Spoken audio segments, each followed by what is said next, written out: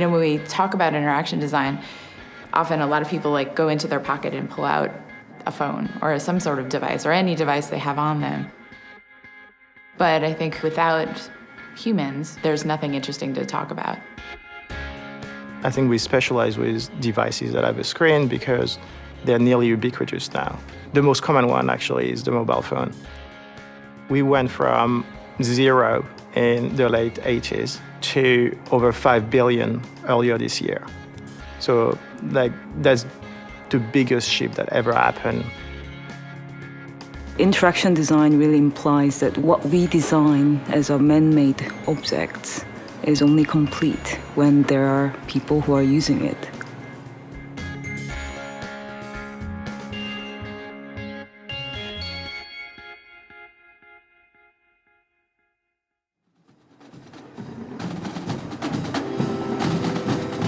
We are tool makers. If you use a stick to reach for a high fruit, you're using a tool to augment your reach.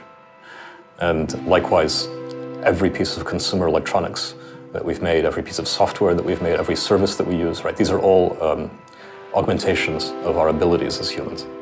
And when the augmentation really works, then that extension of yourself feels natural and beautiful and does what you want and doesn't get in the way.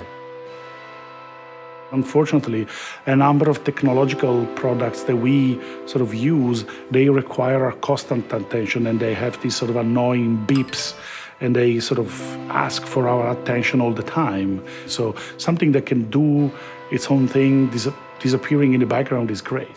I do feel that as of now, we are in the phase where we are a little bit confused of what's really important in life. I'm right here with you, and I start to look at the screen. My phone is silent, but there are millions of things that I can do while I'm with you. But am I then really with you? It's really important to look at what the consequences are of putting these products into the world. When we think about things like the phone, it's just a piece of plastic and metal. The way it's changed our behavior, it can be enabling and also disrupting. For these things to change our lives for the better or enable us to do things we couldn't do before, they have to be done in a way that feels natural and feels like a conversation. The use of voice and the use of natural gestures. I think Connect was really quite wonderful in this respect. You get rid of the wand in the same way that the iPhone got rid of the physical buttons. You're removing the extraneous, you're removing the artificial.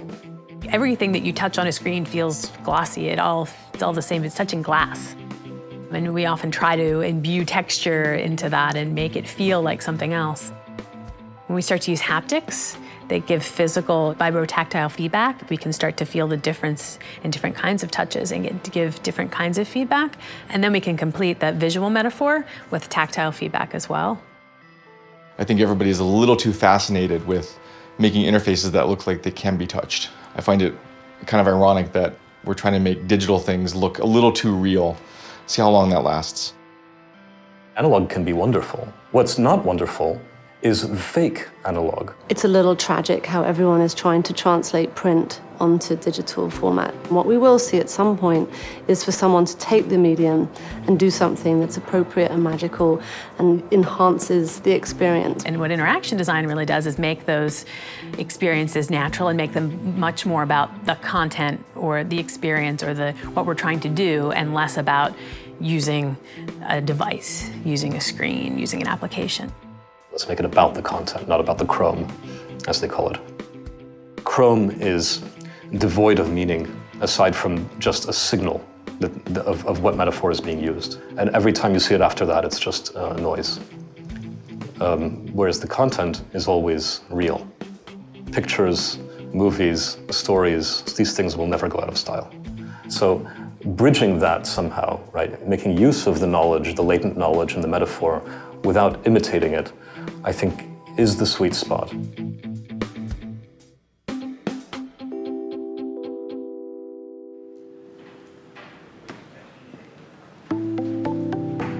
We're brought sort of discrete projects that are sold and closed in a box, and we deliver them, and then they get built and put out into the world.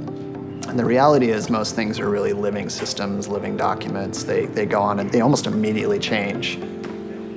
How you actually design and act a living system within UX is Something that's quite challenging. For example, you actually need to think more about patterns of desired outcomes and behaviors you want to achieve rather than just, simply moving a user through one flow in an experience. You give up a lot of the control, the luxury you had back in the day, where it was one user, one task, one computer. It's all gone now. It's much more like you are setting a stage, really, for other people to perform, but you can never tell them what to do. And you can perhaps make your interventions by changing the playing field a bit or throwing in some new props, but you have to perform surgery on the live patient, so to speak, while you have millions and millions of users registered. We can't have this attitude anymore that a map is going to come out once a year, or that we have to wait for South Sudan to be recognized formally by the UN before it shows up on the map. It's there's this idea that the map is this living thing that's being made of everything that we've got. The idea that it's different in the morning than it was in the evening is a really good way to stay connected to the idea that the world is changing. I think that's the beauty and the biggest challenge of interaction design, that you cannot necessarily foresee the consequences when people adopt what you have designed to see something completely different than what you have created. It's like throwing a stone in the water and you don't know what it will cause.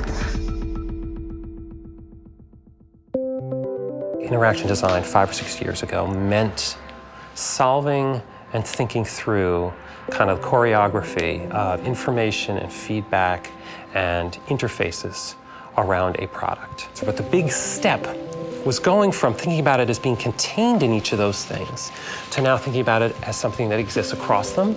It's understanding that ecosystem where the human is at the center and understanding that network of things and how they all work together rather than your device or your thing being at the center. The technology that I work on and the stuff that I do is about to permeate a whole different field that is not tech per se. That'll be cool. And if it can have a really good impact there, if it can change the way your house is being done. I think the next big thing, we're talking 5 or 7 years out here, would be what is now called the Internet of Things, which is essentially about connecting all kinds of things and stuff that currently is not connected digitally, and working a lot more with sensors and things to basically get more of the physical world connected with the digital world. That's what the future lies in store for us, is there'll be software in everything. In books, not just an iPad, but in books. Your packaging for your food that talks to your refrigerator, lets your refrigerator know what you're eating. Clothing, when we start embedding these things into our products, then we're not talking about pressing buttons on screens, but we're talking about our everyday objects and fabrics responding to the way we behave. A lot of the things that we interact with, like a simple and stupid light switch, becomes a piece of intelligent technology that communicates with other objects. And in a way, when I press this button, I might not get the same result depending on the situation or the day of the week or the time. So in a way, the environment becomes a little bit more intelligent, but not with a centralized intelligence, but like smaller units talking to each other. The transitions between being in your car to outside of your car to back in your car being a lot more seamless, things being done in the background that allows you to just focus your attention on driving and not necessarily on changing the radio or answering your call. The more we equipped all the products and objects in our lives with these sensors, and the more that they're able to sort of talk back to us and have conversations, we want to make sure that those feel natural. What I'm looking to do, or the kind of information I need when I'm at home, is different from when I'm on the go, is different from when I'm at work, or say in a public space. So what we're gonna see is our products and services starting to learn where we go and anticipate our needs and how we want to digest information and what we're looking to do in each of those places. Using embedded devices, embedded technologies more broadly in our environment, not just in the home, but moving into cities, streets, buildings, et cetera, as a way to broadcast and communicate data to the network and create sort of a mesh-like network that lays over a city or one's experience, not just between their mobile device and their tablet and their home, but really, in real time across everything. So this whole idea of collecting a lot more data and then presenting it not as a listing or a spreadsheet, but much more subtly, something that is meaningful to you from the corner of your eye. So imagine that you could see on the street, you could see literally the footsteps of your friends, like where they went an hour ago, or perhaps slightly more abstracted, so you get this blue kind of buzz over this block, and you get the sense that that's probably a good place to go, because some of my friends seem to be there. Natural processing of visual information, it's getting better and better every year. And of course, expressions on faces and emotional content. I mean, there's the big category recognition one, the one that is able to look at a photo and annotate and say, this is a paper cup, and this is a chair, and this is a light, and this is a camera. That'll be very, very enabling. And the thing that I think is very interesting that's about to happen is that people are entering status messages, or they're talking to each other, or they're noting things, or they're pointing to articles or occurrences on the web. Or if, in the case of like the earthquake in Japan, they're asking for help and they're being found. So when you type in a message, or when you type in a status, or when you post a photo, in essence, it's becoming digital. You could take all those pieces and you can design all kinds of amazing things around it, because it's not just about photos being digital or music being digital. People are now actually entering their lives, what's going on around them, into a digital format. And so we'll be able to start to do things with that in the future that I think are going to be very exciting.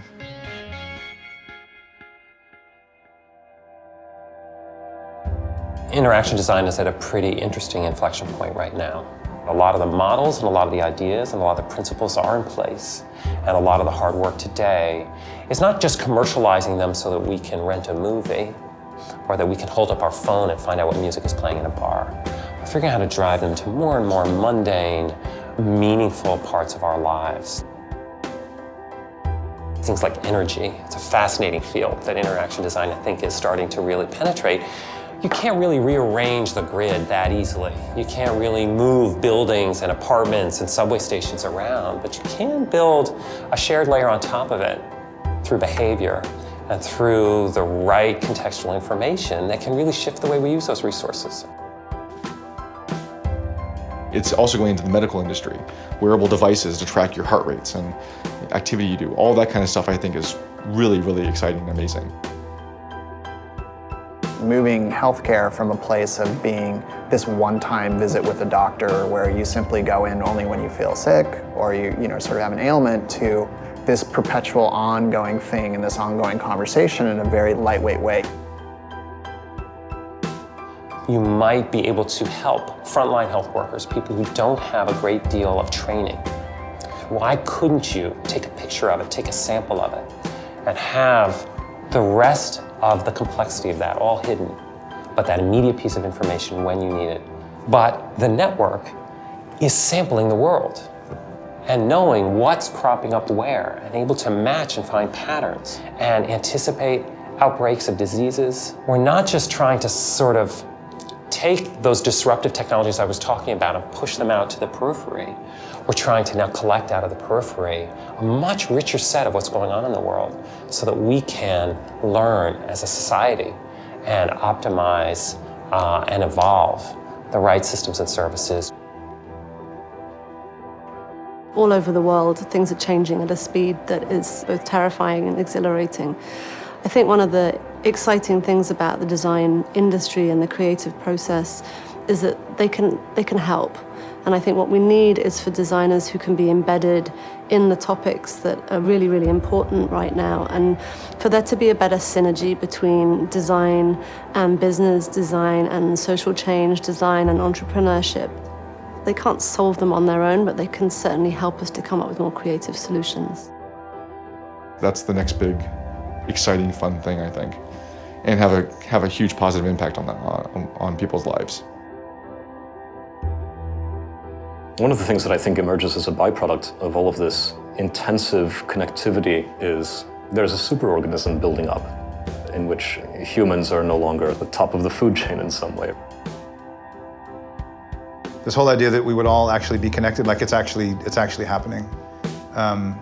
And I think maybe it's more fair to say that it already has happened. And we're kind of like still acting in some ways like everybody's not connected. We live in a world where access to Facebook can determine the fate of a government. We're in a world where that human layer is so critical. And so I think you're starting to see this kind of new layer where there's this powerful kind of secondary effect, an emergent power that is purely delivered by good interactions, good interfaces, good ways of connecting people. There's something bigger, which is the colony of humans connected in this way. It is a thing, and it has behaviors, and it has responses and reactions. And what's different is that now those responses, those reactions, those actions, and those collective thoughts, they happen fast, and they happen in very visible ways. You can see it, like now. You can find out about things like earthquakes on Twitter faster than you can the earthquake itself. I see Occupy Wall Street, and I see people kind of waking up to this idea that they're powerful and that they can sort of connect with one another. It's not very different from what happened during the Cambrian explosion, when cells began to aggregate together using chemical signals and things, and then became organisms. Their behavior can become more and more collective as those signals become more and more explicit. Out of very individual actions, people are starting to form local connections, and then out of these local connections, you're starting to see a much bigger system appear.